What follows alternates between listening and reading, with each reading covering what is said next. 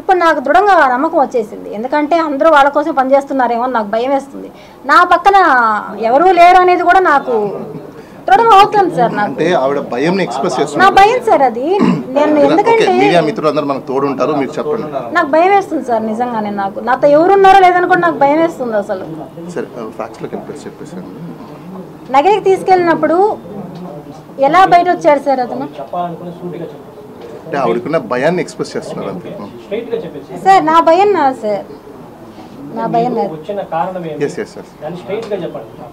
Sir. అతని గురించి ఒకే ఒక మాట చెప్తాను సార్. లాస్ట్ నగిరి నుంచి అతను మరుసటి రోజు బయట రావడానికి గల కారణం, ఏకైక కారణం, అతని భార్య రేణుక ఎవరైతే ఉన్నారో ఒక మహిళకు ఫోన్ చేసి నీకు సంబంధించినవి ఇందులో ఉన్నాయి ఆ ఫోన్స్లో, ఇప్పుడు కానీ కిరణ్ బయట రాకపోతే అవన్నీ వాళ్ళకి వెళ్తాయి, నువ్వు ఎవరైతే ఇప్పుడు అరెస్ట్ చేపించారో ఆమెకు చెప్పి వెంటనే రిలీజ్ కావాలి, లేదంటే నీవన్నీ బయట వస్తాయని చెప్పి అర్ధరాత్రి 3 గంటలకు ఫోన్ చేయించింది. ఎవరు? రేణుక. ఆ మహిళకి ఆమె కూడా ఓపెన్గా చెప్తున్నాను, రోజా గారి బంధువు, రిలేటివ్, సొంత ఫ్యామిలీ మెంబర్.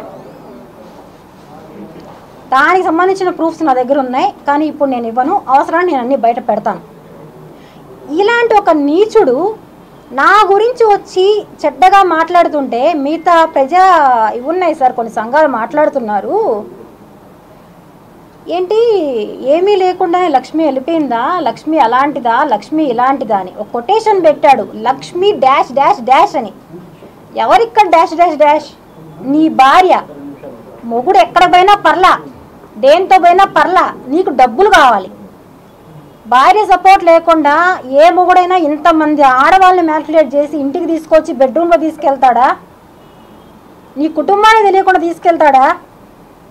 నువ్వే ఇంట్లోకి వచ్చి నాకు ఇవ్వలేదండి, ఈ చెప్పిన వాళ్ళు చెప్తున్నారు, తీసుకెళ్ళి బెడ్రూమ్లో ఉండగా టీలు కాఫీలు భోజనాలు వాళ్ళకి కావాల్సినవన్నీ ఏర్పాటు చేసి అన్నీ చేసి అవసరం తీరిపోయాక అదే మహిళని ఇంట్లో తీసుకెళ్ళి దౌర్జన్యంగా కొట్టారు.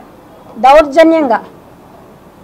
ఇలాంటి నీచుణ్ణి మీరందరూ దయచేసి అర్థం చేసుకొని,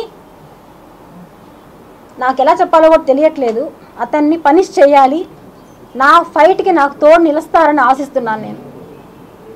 నేను ఫైట్ చేయడం నా డబ్బులు, నేను పోగొట్టుకున్నది నా డబ్బులు నాకు కావాలి, దానికోసం నేను ఎంతన్నా ఫైట్ చేస్తాను. నాకు న్యాయం దొరకాలి. నేను ఇక్కడ కూడా పోలీస్ వాళ్ళు నాకు ఇక్కడ వచ్చిన తర్వాత చాలా హెల్ప్ఫుల్గా ఉన్నారు. గ్యాదర్ ఎప్పటికప్పుడు అప్డేట్ ఇస్తున్నారు, మేడం మీరు సెక్యూర్గా ఉండండి మేము ఉంటాము అనేసి. థ్యాంక్స్ అందరికీ. మీడియా వాళ్ళకి ఒకటే చెప్తున్నాను, ఇలాంటి దుర్మార్గుడిని వదలొద్దండి. ఇతని వెనకాల ఉన్న ఎవరున్నారో వాళ్ళ మీద ఎంక్వైరీకి అన్నీ వేస్తున్నారు, అన్నీ కూడా జరుగుతాయి. ఇలాంటి నీచుడిని అయితే ఎవరు నమ్మొద్దండి, నమ్మి మోసపోవద్దండి. అవునండి అబ్బాయి.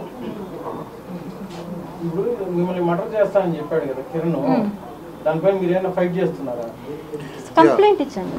దానికి సంబంధించింది మేమైతే పోలీస్ స్టేషన్లో కంప్లైంట్ ఇవ్వడం జరిగింది. కాకపోతే ఒరిజినల్ కంప్లైంట్ ఏదైతే ఉందో ఆ కంప్లైంట్ని వద్దు అని చెప్పేసి అరెస్ట్ చేసి తీసుకెళ్లే రోజు మాడిఫికేషన్ కంప్లైంట్ని సైన్ తీసుకొని ఈరోజు పోలీస్ వాళ్ళు ఎఫ్ఐఆర్ కట్టారు. దానికి ఖచ్చితంగా యాడ్ ఆన్ సెక్షన్స్ కూడా, ఎందుకంటే దాంట్లో లైఫ్ థ్రెట్ ఉందని చెప్పి క్లియర్ కట్గా కంటెంట్స్ ఉన్నాయి. మరి ఎందుకు కంటెంట్స్ ఉన్న తర్వాత కూడా వాళ్ళు ఎఫ్ఐఆర్ కట్టలేదో, ఆ సెక్షన్స్ పెట్టలేదో వి డోంట్ నో. ఈరోజు మేము ఒకసారి ఎస్పీ గారితో కూడా మాట్లాడతాము. లైఫ్ థ్రెట్ అయితే ఉండడం మాత్రం వాస్తవం. ఎందుకంటే ఈవిడ పోలీస్ స్టేషన్ నుంచి తీసుకొని రిమాండ్ అయిపోయిన తర్వాత, అంటే ఇక్కడ ట్రాన్సిట్ వారెంట్ ఇచ్చిన తర్వాత కార్లో వెళ్ళేటప్పుడు ఈవిడ దగ్గర ఉన్న గ్యాడ్జెట్స్ కావచ్చు, వాళ్ళకి సంబంధించిన మనుషులు అక్కడ ఉన్నారు, ఆ కార్లో కూడా ఉన్నారు.